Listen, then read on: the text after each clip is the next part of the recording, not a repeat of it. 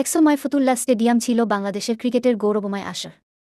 অনেক আন্তর্জাতিক ম্যাচ, ঘরোয়া লীগ, প্রস্তুতি ম্যাচ আর তারুণ্যের স্বপ্ন এই স্টেডিয়ামকে ঘিরে গড়ে উঠেছিল। খেলোয়াড়রা বল হাতে নামলে গ্যালারি জ্বলে উঠত দর্শকের চিৎকারে, আর ব্যাটের শব্দে যেন পুরো মাঠ জেগে উঠত নতুন উত্তেজনায়। সেই দাপ্ট, সেই উল্লাস একসময় ছিল নিত্যদিনের দৃশ্য। তবে সময়ের স্রোতে সব বদলে গেছে। এখন ফতুল্লা স্টেডিয়াম যেন নিছক স্মৃতির আরেক নাম। দীর্ঘদিন ধরে পানি জমে মাঠ তলিয়ে গেছে। সবুজ আউটফিল্ডের জায়গায় এখন কাদাজল, পানির প্রতিফলনে দেখা মেলে পুরনো গ্যালারির নিস্তব্ধতা।